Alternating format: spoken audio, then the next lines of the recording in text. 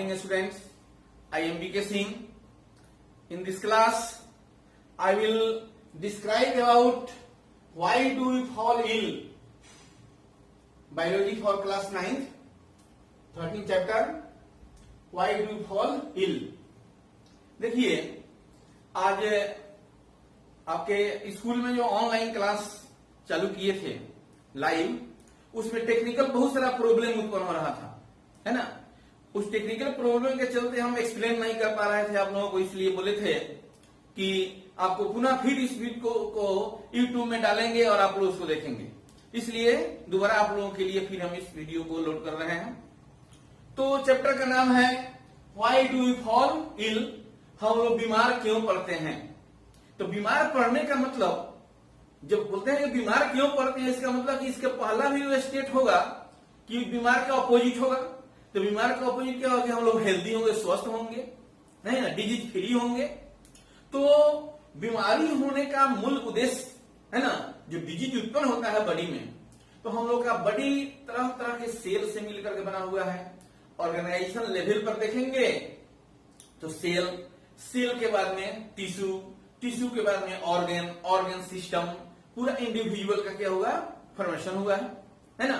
तो इस तरह से जो पूरे बॉडी का फॉर्मेशन हुआ है, कॉम्प्लेक्स बॉडी स्ट्रक्चर है।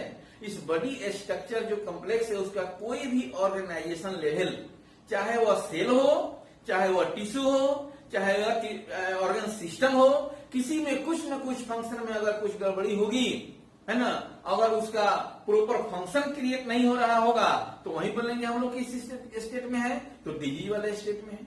वेल फंक्शन नहीं कर रहा है बॉडी का कोई पार्ट्स, तो हम तरह तरह की बीमारी को महसूस कर सकते हैं। नहीं, किसी न किसी कारण से अनकंफर्टेबल अपने आप को महसूस करना, अपने आप को अनकंफर्टेबल महसूस करेंगे, that is condition of disease. तो सबसे पहले डिजीज को समझने से पहले किसको समझना होगा, हेल्थ को समझना होगा। व्हाट इज हेल्थ, इसलिए इस चैप्टर का नाम ये भी हो सकता है हेल्थ एंड डिजीज। तो हेल्थ देखिए, देखो कि health is a state of being well enough to function well physically, mentally and socially. माने फिजिकल तरीका से, शारीरिक तरीका से शरीर में किसी तरह की गड़बड़ी नहीं हो, उस आधार पर मेंटली, है ना, दिमागी स्तर पर किसी तरह का कोई आपको प्रॉब्लम नहीं हो, और सोशली, सामाजिक स्तर पर किसी तरह का गड़बड़ी नहीं हो, तभी कहा जा सकता है कि हम क्या हैं, हेल्दी हैं। कॉमन भाषा में कोई बीमारी नहीं होता है तो हम समझ लेते हैं कि हेल्दी है, तो यह बात सही नहीं है। हेल्दी होने के लिए ये तीनों स्थिति होनी चाहिए, फिजिकली, मेंटली एंड सोशली। तो इस तरह देखिए कि कोई भी ऐसा व्यक्ति नहीं हो जो पूर्ण रूप से क्या है, हेल्दी है। किसी न किसी तरह से उसको किसी न किसी तरह का दबाव है, किसी तरह का टेंशन है, चाहे समाज की तरफ से हो, चाहे अपना खूब बढ़िया से अपना काम कर रहे थे, तब तक ऐसा अगर कोई ब्लेम लग गया आपको, नहीं, कोई केस कर दिया, कोई आप पर ऐसा एलिगेशन लगा दिया जो आप काम किए नहीं, और उसके तो उस पर टेंशन आई हो जाते हैं, है ना। अच्छा है बॉडी का कोई फंक्शन काम नहीं करे, तो चाहे फिजिकल हो, मेंटल हो, या किसी न किसी तरीका से कोई ना कोई डिस्टर्ब रहता है। इसलिए वेल एकदम हेल्दी कहा जाए, वह हेल्दी सिचुएशन सब किसी का नहीं हो पाता है। देखो, इसलिए क्या, देखो, since human beings live in society, social effect पड़ता है। हम लोग कहां निर्भर करते हैं, सोसाइटी में रहते हैं। तो इंडिविजुअल हेल्थ के साथ साथ सोसाइटी, कम्युनिटी, वह भी हेल्दी रहना जरूरी है, तब व्यक्ति विशेष क्या हो सकता है, हेल्दी हो सकता है। Since human being live in society, hence our social environment is an important factor in our individual health. हमारे व्यक्तिगत स्वास्थ्य को पर प्रभाव करने के लिए, मैंने इसका डायरेक्ट प्रभाव किससे है, ये सोशल से इफेक्ट से है ना, सोसाइटी से है ना, समाज से है। तो उस पर डिपेंड करता है व्यक्ति विशेष का हेल्थ, किस पर डिपेंड करता है, इसके सोसाइटी पर निर्भर करता है, कम्युनिटी पर निर्भर करता है। पब्लिक इसलिए कह सकते हैं कि public cleanness is important for individual health. व्यक्ति विशेष का व्यक्तिगत स्वास्थ्य तभी ठीक हो सकता है जो पब्लिक क्लीनिंग, है ना, सामाजिक स्तर में किसी तरह की कोई गड़बड़ी नहीं हो, साफ सुथरा हो। जैसे मान लीजिए कोई कम्युनिकेबल डिजीज आपके पास पहुंचता है, अपने आप खूब स्वस्थ हैं, खूब नहाते हैं, तेल लगाते हैं, साबुन लगाते हैं, है ना, तरह तरह के की का बचाव करते हैं, अपना घर पूरा क्लीन है, पूरा सैनिटाइजेशन किए हुए हैं। लेकिन जैसे आप बाहर निकलते हैं तो आपका पास पड़ोस में देखते हैं वहां पर गार्बेज कलेक्शन है, नहीं, कूड़े कचरे हैं, बहुत मिले में है, वहां तरह तरह के माइक्रो ऑर्गेनिज्म बैठे रह सकते हैं, उसका बैड इफेक्ट पड़ सकता है, आपके ऊपर भी आ सकता है। तो कहता है आपके खाली स्वस्थ रहने से आपका हेल्थ स्वस्थ रहे यह जरूरी नहीं है, आपके स्वस्थ रहने के साथ साथ आपका सोशल इन्वायरमेंट भी हेल्दी होना चाहिए। सोशल इन्वायरमेंट अगर हेल्दी होगा तब आपका स्वास्थ्य क्या होगा, ठीक हो सकता है, आप हेल्दी कहला सकते हैं, नहीं तो आप भी नहीं कहलाएंगे। इसलिए इंडिविजुअल हेल्थ के लिए कम्युनिटी का हेल्थ, कम्युनिटी ये क्लीननेस है ना, उसका भी हेल्दी होना जरूरी होता है। इस अब क्या है, देखिए गुड इकोनॉमिक कंडीशन, हेल्थ को प्रभावित करने वाले कुछ फैक्टर्स जो पूछता है, तो अभी बता दिए पब्लिक क्लीननेस है ना, सोशल इन्वायरमेंट और इकोनॉमिक कंडीशन। आप चाहते हैं, हो सकता है कोई न्यूट्रिशनल डिजीज हो गया, नहीं इफेक्टेड हो गया, तो न्यूट्रिशनल डिजीज होता है तो उसको प्रोटीन, कार्बोहाइड्रेट, फैट, इसमें जो न्यूट्रिशनल मटेरियल्स हैं उसको प्राप्त करने के लिए क्या चाहिए, इकोनॉमिक स्थिति बढ़िया होनी चाहिए, आपके पॉकेट में पैसा होना चाहिए। जब तक आपका इकोनॉमिक स्थिति क्लियर नहीं होगा तब तक आप कहां से सब खरीद सकते हैं, जब नहीं खरीदेंगे तो उसका बैड इफेक्ट आपके हेल्थ पर पड़ेगा, नहीं। इसलिए कहता है कि good economic condition and job are needed for our health. Job का है, इसमें क्या रिलेशन है, जॉब नौकरी करिएगा, चाहे प्राइवेट नौकरी करो चाहे सरकारी नौकरी करो, कोई भी जॉब करोगे तब ना अर्निंग होगा, इकोनॉमिक स्थिति आपकी ठीक रहेगी तो जो चीज चाहोगे उसको खरीद सकते हो। अपने आप को हेल्दी रखने के लिए जो जो कंपोनेंट एसेंशियल है उसकी पूर्ति हम कर सकते हैं, इसलिए तो यह इकोनॉमिक कंडीशन होना जरूरी है। Social equality and harmony are necessary for the individual health. व्यक्तिगत स्वास्थ्य के लिए कहता है कि सोशल इक्वालिटी, सामाजिक एकरूपता, समाज में कहीं एकदम किसी कोई खाते खाते मरता है, कोई खाए बिना मर जाता है, यही स्थिति है।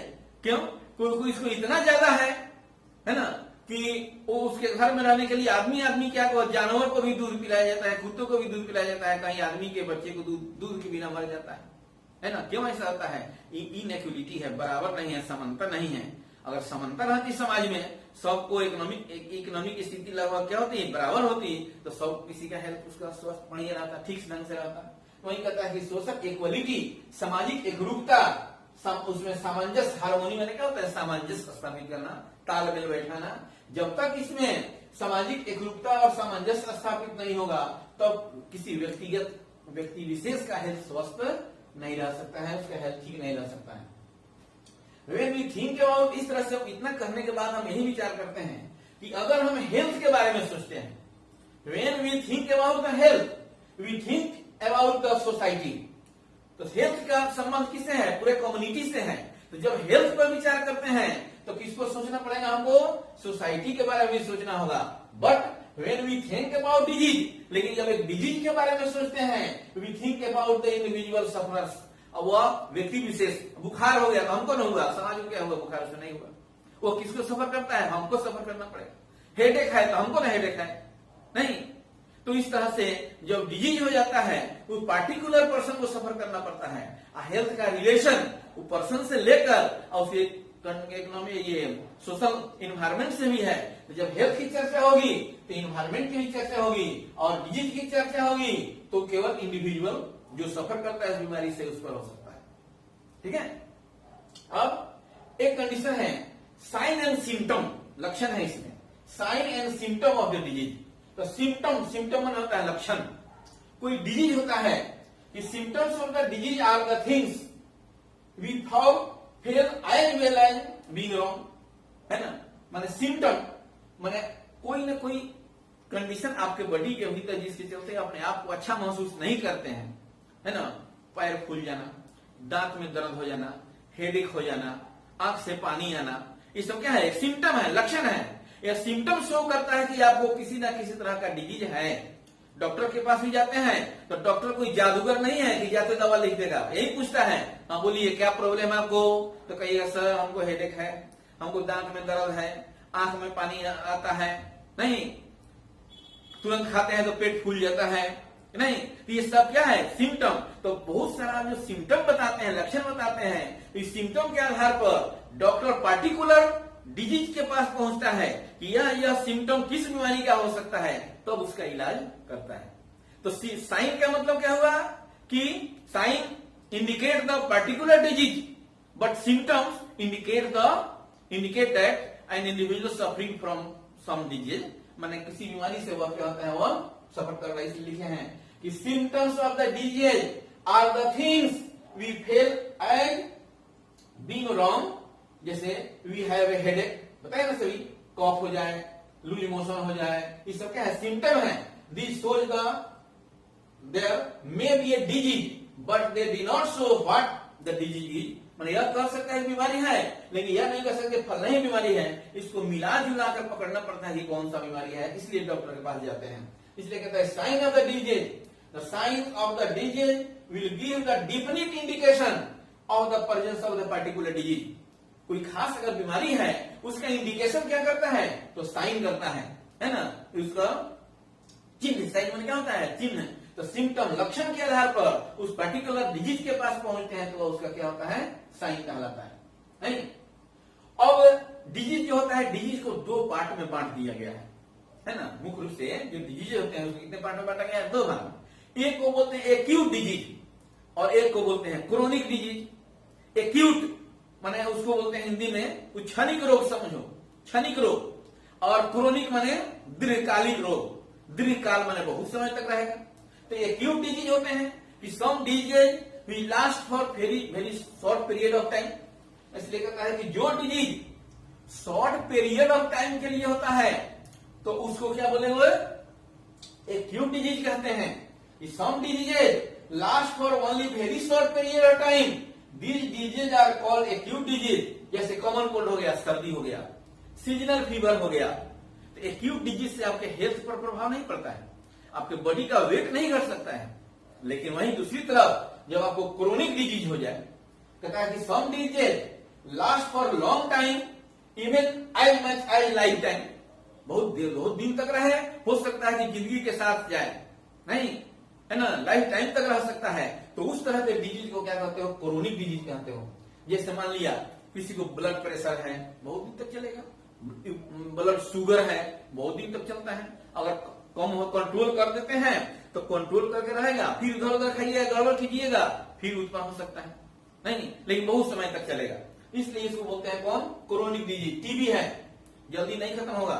इस सब के होने से आपके हेल्थ पर प्रभाव पड़ता है। पहले आप दूसरी स्थिति में थे, आज जब बीमारी हो जाएगा तो आपका स्थिति दूसरा हो जाएगा। तो इस तरह से बोल सकते हैं एलिफेंटियासिस, फील पाम पर किसी का खुल जाता है बड़ा, है ना, ये अभी एक पैरासाइट के चलते होता है ना। तो वाउचेरिया पेनक्रफ्टाइस के पैरासाइट का नाम है ना।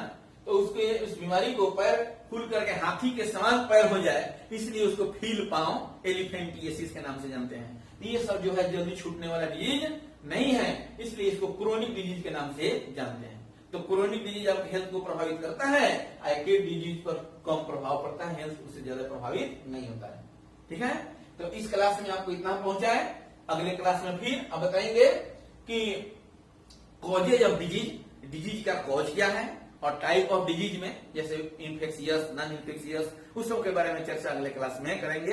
यहाँ तक कोई प्रॉब्लम नहीं होनी चाहिए। अब अगर प्रॉब्लम हो तो मेरा मोबाइल नंबर डिस्प्ले हो रहा होगा, नहीं ऐसे सब कोई मेरे चैनल को सब्सक्राइब कर लेंगे। चैनल का नाम क्या है, बीके मैथ एंड साइंस। उसको करके सब्सक्राइब करो, लाइक करो।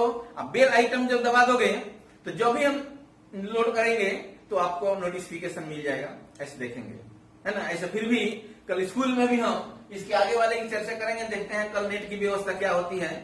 नहीं अगर ठीक से रहा तो ठीक है, नहीं तो फिर हमको दोबारा बनाना पड़ेगा, फिर बना के आपके पास भेजेंगे। थैंक्स।